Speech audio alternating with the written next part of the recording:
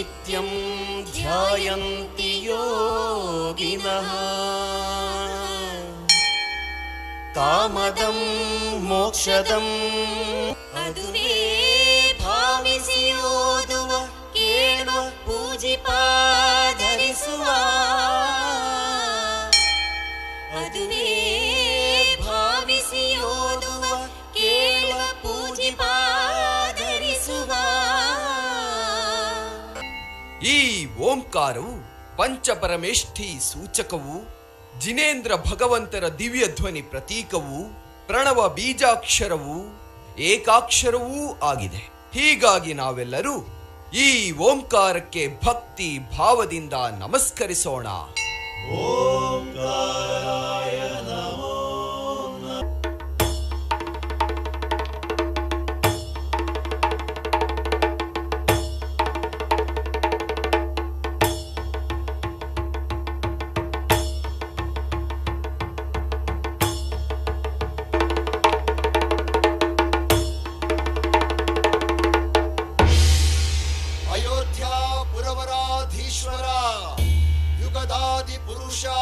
ಸುಪುತ್ರ ಶ್ರೀ ಶ್ರೀ ಶ್ರೀ ವೃಷಭನಾಥ ಮಹಾಪ್ರಭುಗಳಿಗೆ ಭೋಪರಾಗ್ ಭೋಪರಾಗ್ ಭೋಪರಾಗ್. ಜಯ ಜಯ ಜಯ ಜಯ ಜಯ ಜಯ. ಪ್ರಭು, ತಾವು ಸಭೆಗೆ ಆಗಮಿಸಿದ್ದೀರಿ. ಈ ದಿನ ಅಂತಹ ರಾಜಕಾರ್ಯಗಳೇನೂ ಇಲ್ಲ. ಪ್ರಭುಗಳ ಮನಸ್ಸಂತೋಷಕ್ಕಾಗಿ ವೀಣಾವಾದನವನ್ನು ಏರ್ಪಡಿಸಲು ತಾವು ಅನುಮತಿ ನೀಡಬೇಕು. ಸರಿ, ಹಾಗೇ ಆಗಲಿ.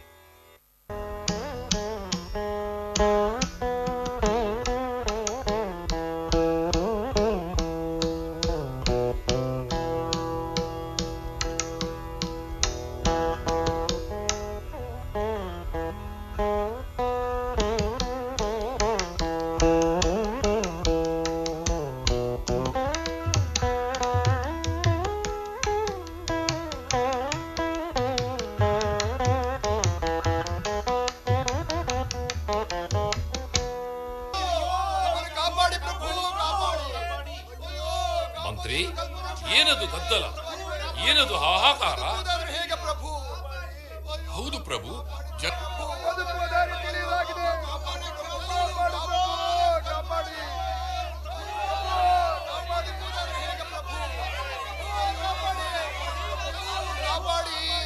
ಬರಬೇಡಿ, ಧೈರ್ಯವಾಗಿ ಹೇಳಿ. ನಿಮ್ಮೆಲ್ಲರಿಗೂ ಅಭಯ ನೀಡಲು ನಿಮ್ಮೆದುರಿಗೆ ಮಹಾಪ್ರಭುಗಳಿದ್ದಾರೆ. ಸರಿ, ನಾನೇ ಹೇಳ್ತೇನೆ. ಮಹಾಪ್ರಭು, ಎಲ್ಲೆಡೆ ಪ್ರಕೃತಿ ವಿಕೃತಿಯಾಗಿ ವಿಪರೀತವಾಗಿದೆ. ಎಲ್ಲೆಂದರಲ್ಲಿ ವಿಶಿಷ್ಟ ರೀತಿಯ ಸಸ್ಯ ಜಾತಿಗಳು. ಜೀವವನ್ನಾದರೂ ಉಳಿಸೋಣವೆಂದರೆ ತಿನ್ನಲು ಏನೂ ಸಿಗುತ್ತಿಲ್ಲ. ಚಿಗುರು, ಮಿಡಿ, ಕಾಯಿ, ಹಣ್ಣು ಹಂಪಲು ಇದಾವುದೂ ಪ್ರಕೃತಿಯಲ್ಲಿ ಇಲ್ಲ ಪ್ರಭು.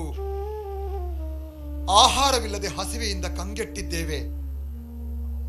ಎಲ್ಲಾದರೂ ಹೇಗಾದರೂ ಆಶ್ರಯಿಸೋಣವೆಂದರೆ ಕ್ರೂರ ಪ್ರಾಣಿಗಳು, ಹಿಂಸ್ರ ಜಂತುಗಳು ನಮ್ಮನ್ನು ಅಟ್ಟಿಸಿಕೊಂಡು ಬರುತ್ತಿವೆ.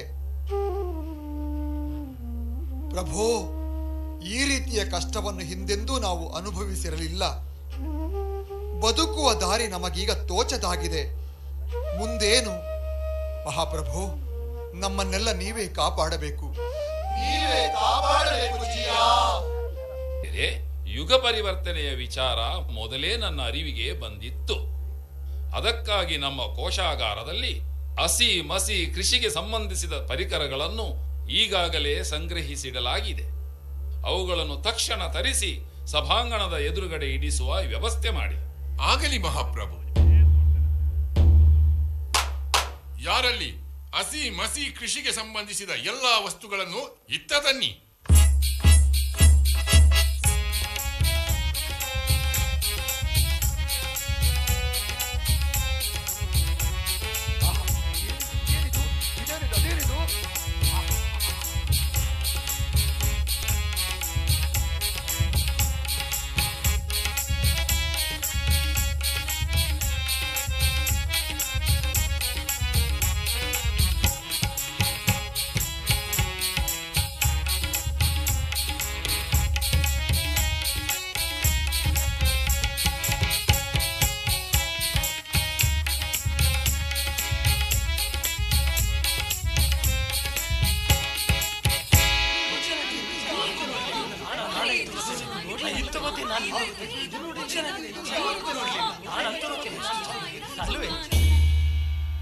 ಪ್ರಜೆಗಳೇ, ನೀವು ಹೆದರಬೇಡಿ, ಆತಂಕ ಪಡಬೇಡಿ.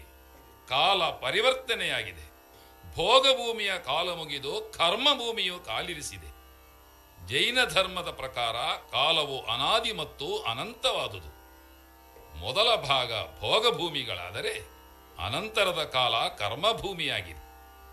ಇವನ್ನು ಉತ್ಸರ್ಪಿಣಿ ಮತ್ತು ಅವಸರ್ಪಿಣಿ ಎಂದು ಕರೆಯುವರು. ಉತ್ಸರ್ಪಿಣಿಯಲ್ಲಿ ಧರ್ಮ ವೃದ್ಧಿಗೊಳ್ಳುತ್ತಾ ಹೋದರೆ ಅವಸರ್ಪಿಣಿಯಲ್ಲಿ ಧರ್ಮ ಕ್ಷಯಿಸುತ್ತಾ ಹೋಗುತ್ತದೆ. ಇದನ್ನೇ ಕಾಲಚಕ್ರವೆನ್ನುವರು.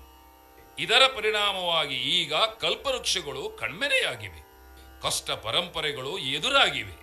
ಇನ್ನು ಮುಂದೆ ಕರ್ಮಭೂಮಿಯ ತತ್ವ ಪರಸ್ಪರೋಪಗ್ರಹೋ ಜೀವಾನಾಂ, ಅಂದರೆ ನೀನು ಬದುಕು, ಇನ್ನೊಬ್ಬರನ್ನೂ ಬದುಕಲು ಬಿಡು ಎಂಬುದು ಪ್ರಾರಂಭವಾಗುತ್ತದೆ. ಹೀಗಾಗಿ ನಿಮಗೆಲ್ಲರಿಗೂ ನಾನು ಈಗ ಜೀವನೋಪಾಯದ ಮಾರ್ಗಗಳನ್ನು ಹೇಳಿಕೊಡುತ್ತಿದ್ದೇನೆ. ಕರ್ಮಭೂಮಿ ಅಂದ ಬಳಿಕ ಕೆಲಸ ಮಾಡುವುದು ಅನಿವಾರ್ಯ. ಕೃಷಿ ಅಂದರೆ ಬೇಸಾಯ, ಒಕ್ಕಲುತನ. ಇದು ನಮ್ಮ ರಾಜ್ಯದ ಬೆನ್ನೆಲುಬು. ಕೃಷಿತೋ ನಾಸ್ತಿ ದುರ್ಭಿಕ್ಷಂ. ಕೃಷಿತೋ ನಾಸ್ತಿ ದುರ್ಭಿಕ್ಷಂ. ಉತ್ತಮ ಕೃಷಿಕರಿದ್ದರೆ ದೇಶದಲ್ಲಿ ಎಂದೂ ದುರ್ಭಿಕ್ಷ ಬರಲಾರದು. ಭೂಮಿಯನ್ನು ಉತ್ತಿ ಎಲೆ, ಹಸುವಿನ ಸಗಣಿಗಳನ್ನು ಉಪಯೋಗಿಸಿ ಸಾವಯವ ಗೊಬ್ಬರವನ್ನು ತಯಾರಿಸಿ ನಾವು ಕೊಡುವ ಬೀಜಗಳನ್ನು ಬಿತ್ತಿ ಬೆಳೆ ತೆಗೆದು ಆಹಾರವಾಗಿ ಉಪಯೋಗಿಸಬೇಕು. ಆ ಮೂಲಕ ಇಡೀ ಸಾಮ್ರಾಜ್ಯದ ಜನರಿಗೆ ಅನ್ನ ಕೊಡುವವರು ನೀವಾಗಬೇಕು. ಕೃಷಿಗೆ ಬೇಕಾದ ಕೆರೆ, ಬಾವಿ, ಹೊಳೆಯ ನೀರನ್ನು ಮಿತವಾಗಿ ಬಳಸಬೇಕು. ಅವು ಜೀವಜಲ. ಜಲವನ್ನು ಎಂದೂ ಕಲುಷಿತಗೊಳಿಸಬಾರದು. ಕೃಷಿ ಉಪಕರಣಗಳನ್ನು ಪಡೆದವರು ಈ ವೃತ್ತಿಯನ್ನು ಮಾಡಿ ರೈತರು ಅಥವಾ ಶ್ರಮಿಕ ವರ್ಗದವರು ಎಂದು ಸಮಾಜದಲ್ಲಿ ಗುರುತಿಸಲ್ಪಡುವರು. ವೃಕ್ಷೋ ರಕ್ಷತೆ ರಕ್ಷಿತಃ. ವೃಕ್ಷೋ ರಕ್ಷತಿ ರಕ್ಷಿತಃ ಎಂಬಂತೆ ಕೃಷಿಗೆ, ಕಟ್ಟಿಗೆಗೆ ಬೇಕಾದ ವೃಕ್ಷ ಸಂಪತ್ತನ್ನು ನೀವೆಲ್ಲರೂ ಬೆಳೆಸಿ ಒಟ್ಟಿನಲ್ಲಿ ಪಂಚಭೂತಗಳ ಈ ವಸುಂಧರೆಯನ್ನು ಶೋಷಣೆ ಮಾಡದೆ ಚೆನ್ನಾಗಿ ರಕ್ಷಿಸಿದರೆ ಆಕೆ ನಿಮ್ಮನ್ನು ಸಲಹುತ್ತಾಳೆ. ಅರ್ಥವಾಯಿತು ಪ್ರಭು. ತಮ್ಮ ಆದೇಶವನ್ನು ಶಿರಸಾವಹಿಸಿ ಪಾಲಿಸುತ್ತೇವೆ. ಹೌದು ಪ್ರಭು, ನಾವು ಕೃಷಿಕರಾಗೋಣ. ನಾವು ವೃಕ್ಷ ಬೆಳೆಸೋಣ. ಮಹಾಪ್ರಭು, ಇದೇನಿದು? ಇದನ್ನು ಕೈಯಲ್ಲಿ ಹಿಡಿದಾಗ ಒಂದು ಮೇಲೆ ಹೋಗ್ತದೆ, ಇನ್ನೊಂದು ಕೆಳಗೆ ಬರ್ತದೆ. ಇದೆಂತ ವಸ್ತು ಸ್ವಾಮಿ? ಬಹಳ ವಿಚಿತ್ರವಾಗಿದೆಯಲ್ಲ.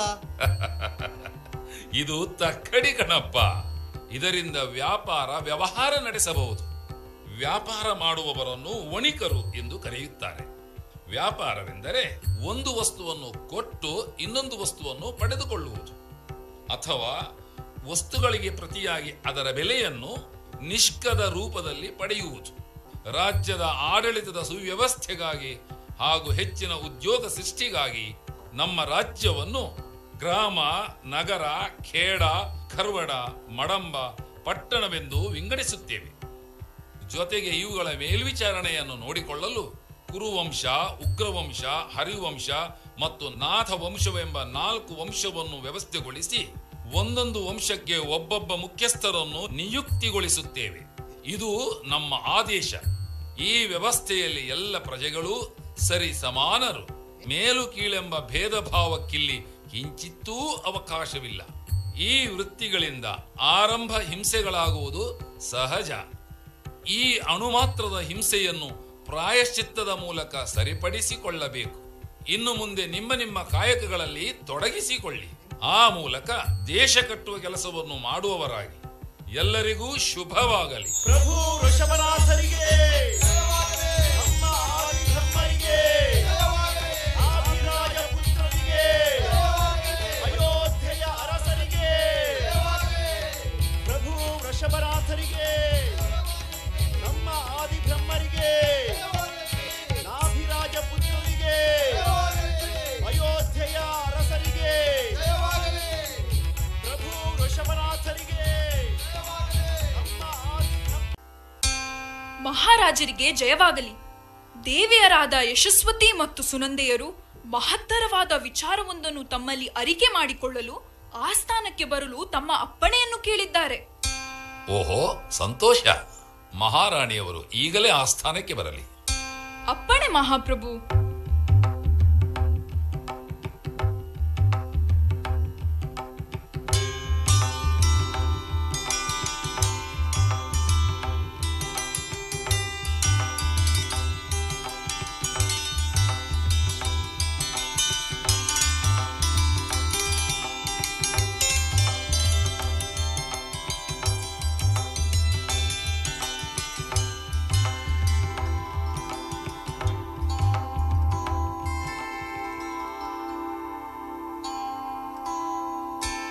ಮಹಾರಾಣಿಯವರು ಆಕಸ್ಮಿಕವಾಗಿ ಆಸ್ಥಾನವನ್ನು ಪ್ರವೇಶಿಸುವುದಕ್ಕೆ ಕಾರಣವೇನು ತಿಳಿದುಕೊಳ್ಳಲು ನಾವು ಉತ್ಸುಕರಾಗಿದ್ದೇವೆ. ನಿಸ್ಸಂಕೋಚವಾಗಿ ಹೇಳಬಹುದು. ಮಹಾರಾಜರಿಗೆ ಜಯವಾಗಲಿ. ಪ್ರಭೋ, ಇಂದು ಬೆಳಗಿನ ಜಾವ ನಾನೊಂದು ಕನಸು ಕಂಡೆ. ಅದು ಶುಭವೋ ಅಶುಭವೋ ತಿಳಿಯದೆ ಕಳವಳಕ್ಕೀಡಾಗಿದ್ದೇನೆ. ಅರ್ಥವಾಯಿತು ಮಹಾರಾಣಿಯವರೇ. ತಾವು ಕಂಡ ಕನಸನ್ನು ವಿವರಿಸಿರಿ. ಪ್ರಭೋ, ಬೆಳಗಿನ ಜಾವ ಮೊದಲು ನಾನು ಮೇರು ಪರ್ವತವೊಂದನ್ನು ಕಂಡೆ. ಆಮೇಲೆ ಸೂರ್ಯ ಚಂದ್ರರನ್ನು ಕಂಡೆ. ಅದರ ಅರ್ಥವೇನು ಪ್ರಭು? ಆಹಾ, ಎಂತಹ ಪುಣ್ಯಶಾಲಿಗಳು ನಾವು. ಚಕ್ರವರ್ತಿಯಾಗುವ ಪುತ್ರನನ್ನು ಪಡೆಯುವ ಭಾಗ್ಯ ನಮ್ಮದಾಗಿದೆ. ಆಹಾ, ಎಂತಹ ಸಂತೋಷದ ವಿಷಯ ಹೇಳಿದೆ ರಾಣಿ. ಸೂರ್ಯಚಂದ್ರರನ್ನು ಕಂಡಿರುವುದರಿಂದ ಜನಿಸುವ ಪುತ್ರನು ತೇಜಸ್ವಿಯಾಗಿ ವಂಶೋದ್ಧಾರಕನಾಗಿರುವನು ಎಂದರ್ಥ. ಇಷ್ಟು ಮಾತ್ರವಲ್ಲ ಪ್ರಭು,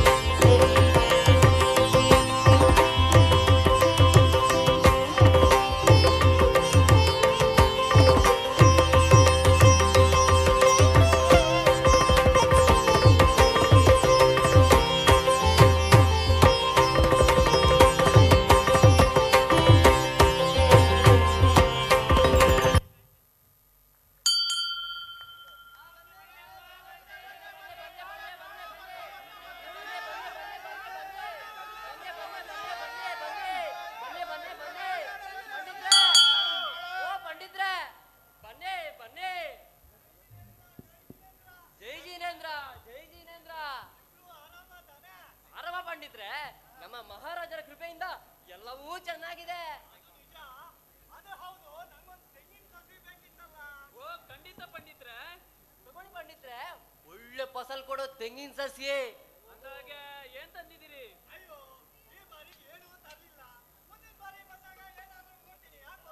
ಪರವಾಗಿಲ್ಲ ಪಂಡಿತ್ರೆ, ನಮ್ಮ ಅಯೋಧ್ಯೆ ನಿಂತಿರೋದೇ ವಿಶ್ವಾಸದ ಮೇಲೆನೆ ಅಲ್ವೇ? ತಗೊಳ್ಳಿ. ಬನ್ನಿ ಬನ್ನಿ ಬನ್ನಿ ಬನ್ನಿ. ಏನ್ ಬೇಕು? ನಮಸ್ಕಾರ ನಮಸ್ಕಾರ. ಏನ್ ಬೇಕು? ಅಯೋಧ್ಯೆಯ ಅರಸರಾಗಿರುವಂತ ವೃಷಭನಾಥರ ಆಲೋಚನೆಯಂತೆ ಅವರ ಯೋಜನೆಯನ್ನ ಸಾಕಾರಗೊಳಿಸುವಲ್ಲಿ ಇಡೀ ಅಯೋಧ್ಯೆಯ ಪ್ರಜಾ ಜನರು ಹಸಿ ಮಸಿ ಕೃಷಿ ವಿದ್ಯೆ ಕಲೆ ಮುಂತಾದ ಕಲೆಗಳ ತಮ್ಮನ್ನು ತೊಡಗಿಸಿಕೊಂಡು ಹೊಸ ಜೀವನವನ್ನು ಆರಂಭ ಮಾಡುವುದಕ್ಕೆ ಇದೀಗ ಆರಂಭ ಮಾಡಿದ್ದಾರೆ.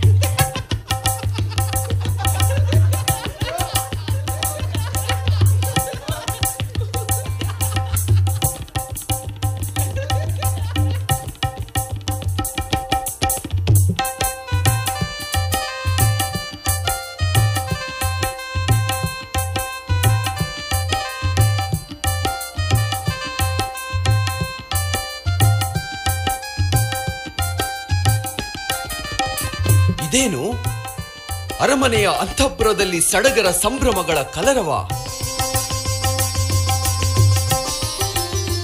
ರಾಜಪರಿವಾರ, ವೃದ್ಧ ಕಂಚುಕಿಯರು, ದಾಸಿಯರು ತ್ವರಿತಗತಿಯಲ್ಲಿ ಧಾವಂತದಿಂದ ಅತ್ತಿತ್ತ ಓಡಾಡುತ್ತಿದ್ದಾರೆ.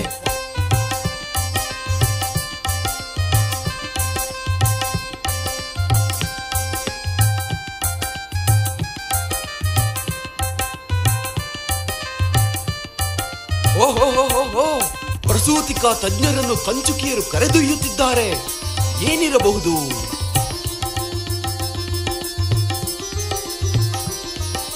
ಹೇ ಗೆಳೆಯ, ಅಂತಃಪುರದಲ್ಲಿ ಹೆಂಗಳೆಯರು ನೆರೆದಿದ್ದಾರೆ. ಅವರು ಅತ್ತಿತ್ತ ಓಡಾಡುವ ನೂಪುರಗಳ ಸದ್ದು ಕೇಳುತ್ತಿದೆ. ಏನು ವಿಶೇಷ? ಗೆಳೆಯ, ನಿನಗೊಂದು ಸಂತೋಷದ ವರ್ತಮಾನವಿದೆ. ಏನದು? ಇಂದು ಅಂತಃಪುರದಲ್ಲಿ ಮಹಾರಾಣಿಯವರಿಗೆ ಹೆರಿಗೆ ನೋವು ಕಾಣಿಸಿಕೊಂಡಿದೆ. ಅಮ್ಮಣ್ಣಿಯವರು ವಸೂರಿ ಆದಾಗ್ನಿಂದ ಅರಮನೆಯಲ್ಲಿ ಊರಿನ ಬಣ್ಣ ವಾತಾವರಣನೇ ಬದಲಾಗ್ಬಿಡ್ತು. ಹೂಕಲ್ಲ ಮಠದ ಸ್ವಾಮಿಯರು, ಜೋಯಿಸ್ರು, ಪೂಜಾರರು ಎಲ್ಲ ಭವಿಷ್ಯ ನೋಡ್ದಾರಂತೆ. ಏನ್ಲದು? ಅರಮನೆಯ ಗುಟ್ಟ ಮಗ ಅಂತಿಂತದಲ್ಲಂತ್ರಪ್ಪು.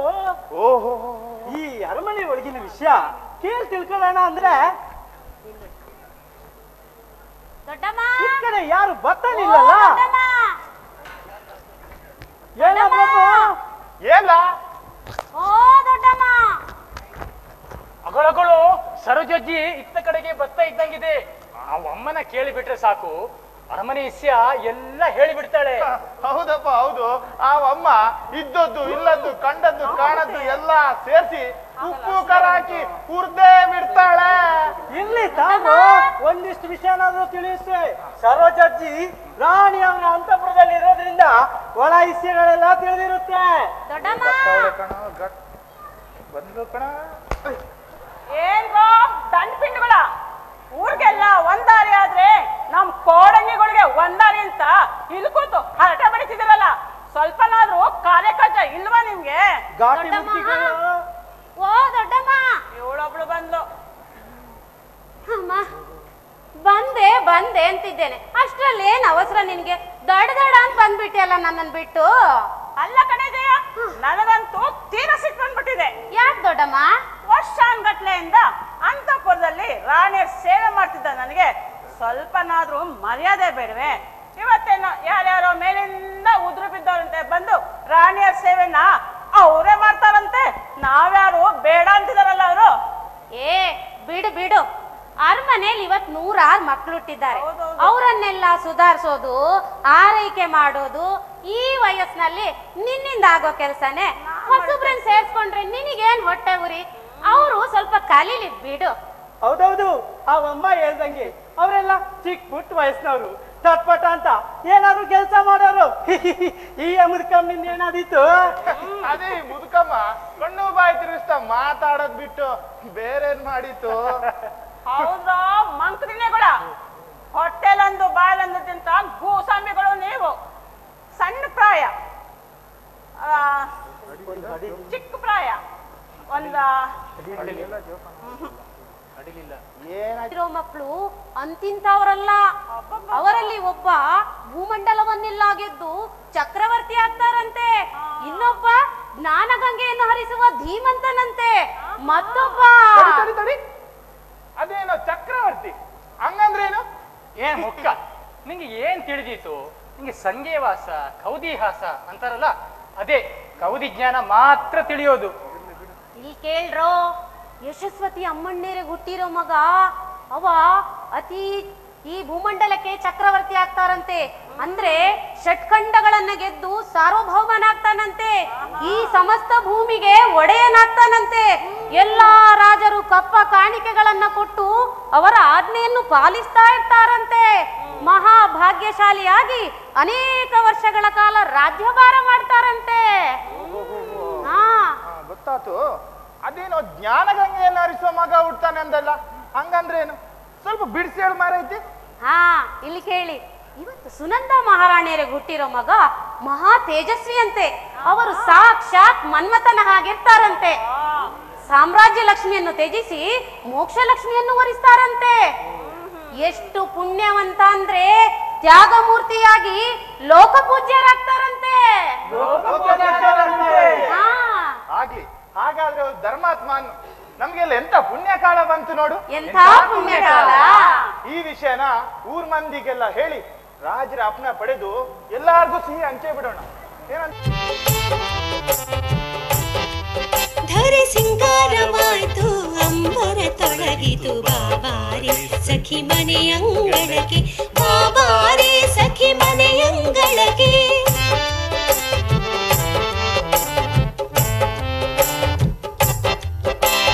ದೇವತೆಗಳೇ ಕುಣಿಯುತ್ತಿಹರು, ದೇವತೆಗಳೇ ಕುಣಿಯುತ್ತಿಹರು. ನಾವು ಹಿಂಜರಿಯಲೇಕೆ ಸಖಿ, ನಾವು ಹಿಂಜರಿಯಲೇಕೆ. ಬಾರೆ ಸಖಿ ಬಾರೆ ಬಾರೆ. ಧರೆ ಸಿಂಗಾರವಾಯ್ತು ಅಂಬರ ತೊಳಗಿತು ಬಾಬಾರೆ ಸಖಿ ಮನೆಯಂಗಳಕ್ಕೆ, ಬಾಬಾರೆ ಸಖಿ ಮನೆಯಂಗಳಕ್ಕೆ.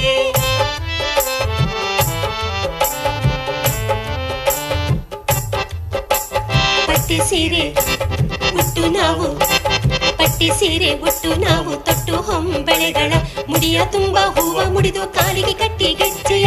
ಪಟ್ಟಿ ಸೀರೆ ಉಟ್ಟು ನಾವು ತೊಟ್ಟು ಹೊಂಬಳೆಗಳ ಮುಡಿಯ ತುಂಬ ಹೂವ ಮುಡಿದು ಕಾಲಿಗೆ ಕಟ್ಟಿ ಗೆಜ್ಜೆಯ.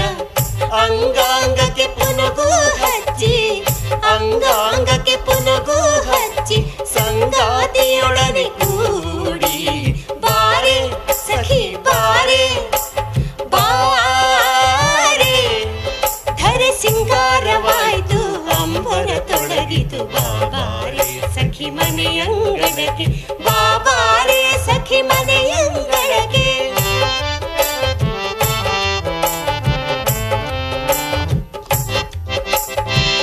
ಮಾರುತ್ತದ ಜಡೆಯ ಕೊನೆಗೆ ಕಿರುಗೆಜ್ಜೆಯ ಕುಚ್ಚು ಕಟ್ಟಿ, ಮಾರುತ್ತದ ಜಡೆಯ ಕೊನೆಗೆ ಕಿರುಗೆಜ್ಜೆಯ ಕುಚ್ಚು ಕಟ್ಟಿ. ಮರೆತೀರಿ ನಡುಪಟ್ಟಿ ಸಖಿ, ಮರೆತೀರಿ ನಡುಪಟ್ಟಿ. ಹರಳುಂಗುರವಿಟ್ಟ ಬೆರಳಿಂದ ಕುರುಳ ತೀಡಿ ತಿಲಕವಿಟ್ಟು. ಬಾರೆ ಸಖಿ ಬಾರೆ ಬಾರೆ. ಹೊಗ ಧರೆ ಸಿಂಗಾರವಾಯ್ತು ಅಂಬರ ತೊಳಗಿತು ಬಾಬಾರೆ ಸಖಿ ಮನೆಯಂಗಳಕ್ಕೆ, ಬಾಬಾರೆ ಸಖಿ ಮನೆಯಂಗಳಕ್ಕೆ.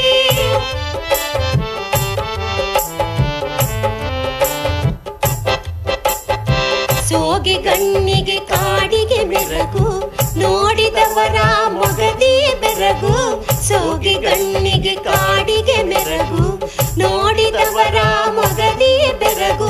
ಗೆಜ್ಜೆ ಕಟ್ಟಿ ಹೆಜ್ಜೆ ಹಾಕಿ, ಗೆಜ್ಜೆ ಕಟ್ಟಿ ಹೆಜ್ಜೆ ಹಾಕಿ ಸಜ್ಜಿನಿಂದ ಕುಣಿಯುವ ಅಂಗರದ ಚಿಕ್ಕಿಗಳು.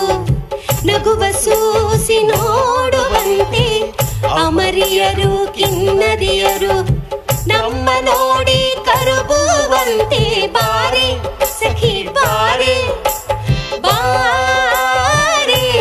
ಹೊಗ ಧರೆ ಸಿಂಗಾರವಾಯ್ತು ಅಂಬರ ತೊಳಗಿತು ಬಾಬಾರೆ ಸಖಿ ಮನೆಯಂಗಳಕ್ಕೆ, ಬಾಬಾರೆ ಸಖಿ ಮನೆಯಂಗಳಕ್ಕೆ. ಬಾರೆ ಸಖಿ ಬಾರೆ